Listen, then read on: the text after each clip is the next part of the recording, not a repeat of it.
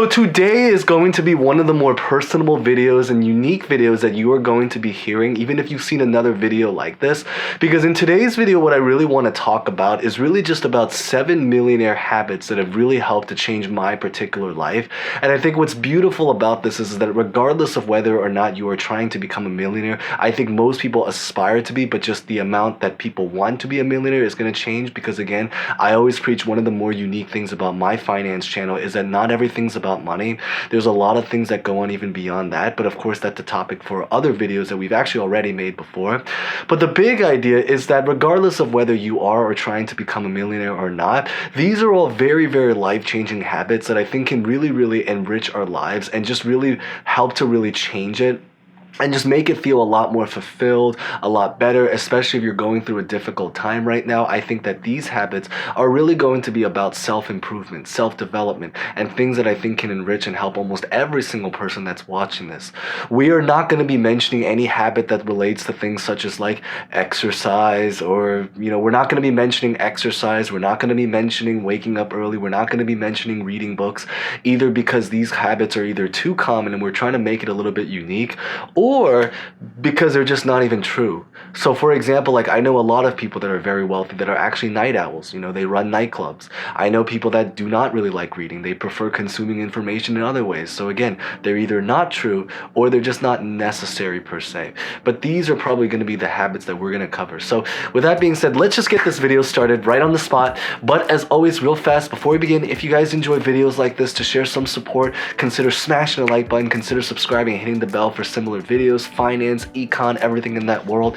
And as always, feel free to comment any questions, maybe personal thoughts, or maybe any particular habits that you might live by that you think is very life-changing that you'd love to share with other people, including me. So with that being said, let's get this video started.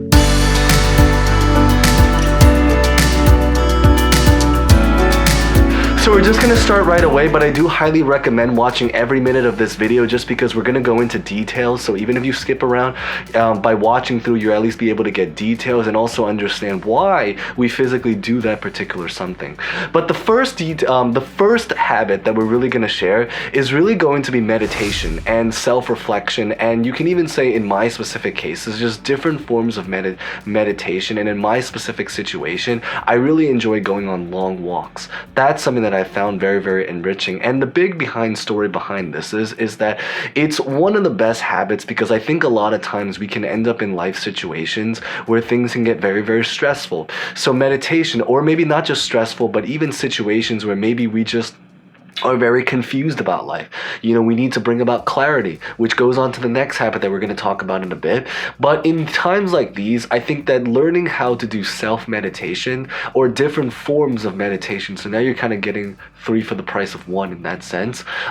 In my specific case especially, I really love to go on long walks. And I know that for a lot of people that go on long walks or jogging, it's a beautiful way, a specific version of meditation, because what's really great about it is that not only are you able to get exercise and fresh air, you're able to breathe and enjoy the outdoors, but it's a great way really to try to bring clarity into our lives and to really just take a time to kind of really slow down a little bit, absorb, and really think about where we want to do, what we want to do in our life, what's going on, what's going well, what's not going well, and where we want to head. So I think that meditation, self-reflection, and in my specific cases, long walks and going on regular self-meditation walks, those are probably the life-changing things and the first habit to really share. Now, the second habit that's going to follow this, and interestingly in the world of meditation, is also going to be about journaling. And I think journaling is one of the absolute most life-changing habits that really changed my life. I really got into journaling largely because at that time period, I was going on a lot of mission trips at that time, and I know that a friend or someone on one of the mission trips that I went to actually gave me a journal as a gift and was like, hey, Kevin, so this is a gift for you. If you like, use that. I originally got into journaling, interestingly, because I was trying to become a songwriter at that time period. So I used my journal in order to jot down like lyrics, jot down song ideas, notes, all that, like typical stuff. But eventually it ended up translating where I got into actually physically journaling, which is funny because that's the premise of this channel, which is Kevin's Journal, because this whole channel was inspired by a journal. If you guys haven't done so, consider subscribing to join the community.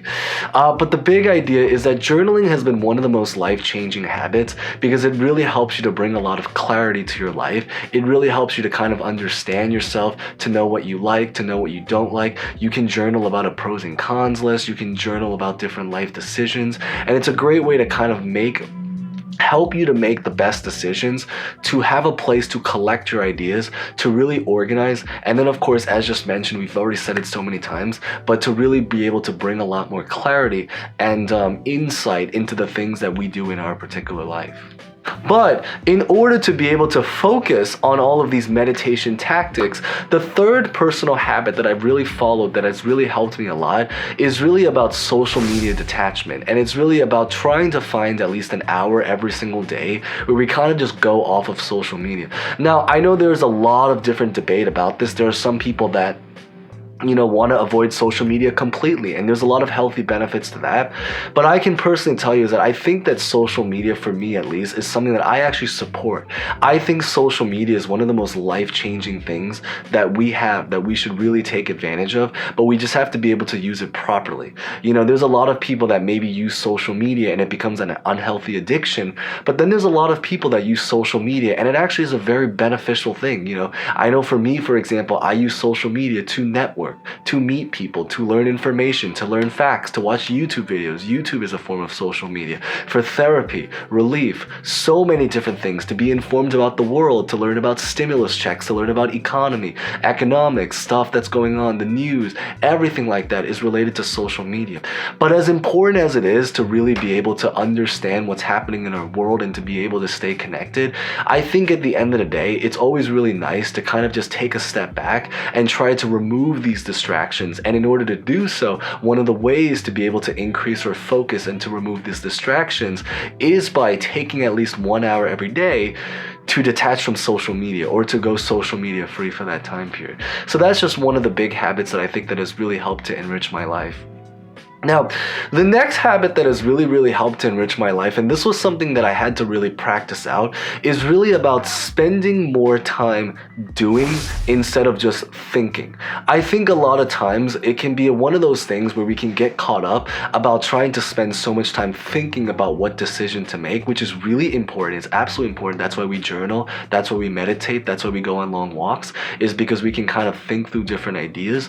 But even after once we do actually physically think through all of these different ideas, I think at the end of the day, in most of the things that we like to do in life, you will learn a lot more from being able to physically do that particular something than to just think about that something.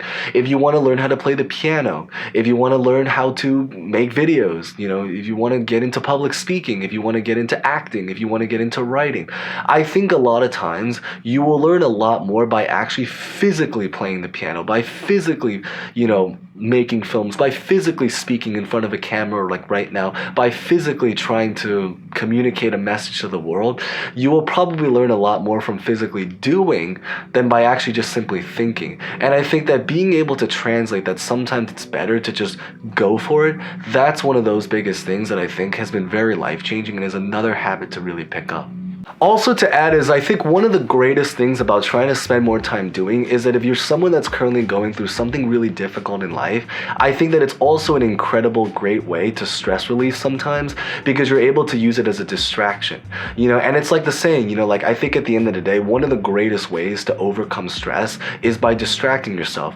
Obviously, there's healthy ways and unhealthy ways to do it. Some turn to drugs, some turn to alcohol, some turn to, rough, hardcore behavior and all that stuff. Other people just get busy. They get busy with life. They try to focus on that area so that they can work towards their goals. And in a way, it distracts them from a lot of the difficult things that we otherwise would have to think about. In this situation, we can focus on the present moment and what actually physically matters then and there.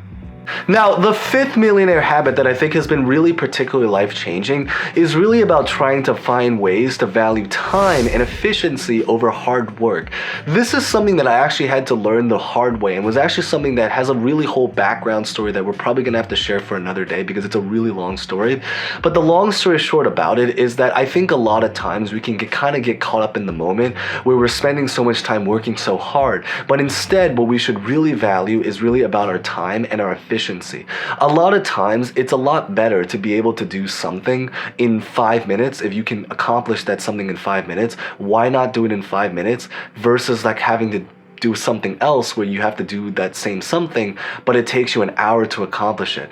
A lot of times I think people try to focus on what they have to do, but they don't always figure out about, or they're not always thinking about the actual efficiency, about whether or not it's actually physically worth the time to do that particular something. Say for example, sometimes I know in jobs, that's the most relatable place. Sometimes a lot of times in jobs, you might have a job that maybe allows you to make 100K, but then the problem is that you're working 100 hours a week, right? That's a very, very huge dedication. It's not easy to work 100 hours every week. You might have another job that really allows you to make 60K. So you're making basically just a little bit over half of that, but you only require to work 20 hours a week. That's beautiful. If you can make 60 grand every single year just working 20 hours per week. So I think by learning how to value time and seeing time as a currency in its own way, that's one of the biggest things, because it means that you are able to live with much greater sense of urgency in what you do. You're able to kind of really value the time, value efficiency, value being able to kind of accomplish things, but not just to be able to accomplish things, but trying to do so in the shortest amount of time possible and the least amount of energy as well. So not just time, but also about energy. That's probably the fifth habit that's to really share about, a millionaire habit to really be able to share with everyone here.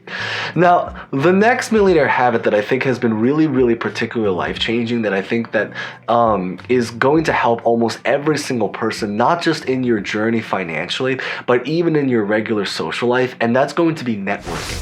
Networking is one of the greatest millionaire habits, because I think that there's a lot of truth when they say, there's a quote that goes something like, your net worth is often your network. And the reason why there's so much truth to it is that, especially in the business world, the more people that you know, the greater your network, especially the quality of people. If there's a lot of quality of people there, then it also means that you can potentially learn more from those people, and you can also potentially have those people become your clients, become your coworkers, become your partners, become your mentors, become just people in general that you can aspire to look up to in life.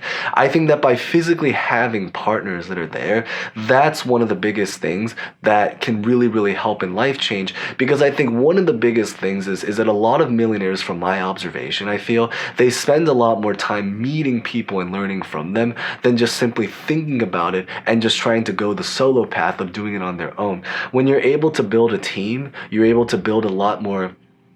You're able to basically, when you're able to build a team, you're able to go a lot faster. You're able to build a lot more efficiency. It's like if you follow basketball, they say one of the biggest differences between passing the ball and creating an assist and just simply shooting the ball is that when you pass the ball and someone else makes it, you make the team happy. But when you just shoot it yourself, you're happy. Your team's probably also happy because they want you to obviously, score the points as well. But the bottom line is that on a stat perspective, everyone benefits. So the big idea is that build up your team, build up your network, and I think that it can really, really help to enrich and learn so many different things from the people you meet. And it's just a lot more fulfilling, because I think at the end of the day, most humans are just social creatures at the end of the day.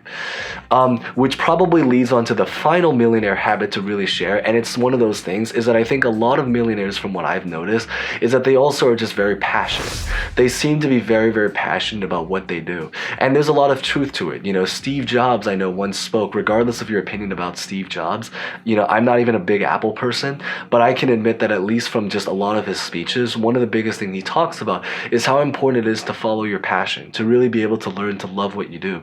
And that's something that you can really see highlighted in a lot of millionaires. You definitely see it in a lot of entertainers. Many entertainers are obviously, that are, very rich and successful. Most of them, more or less, they're very into music. They're very into rapping. They're very into basketball. They're very into entertainment.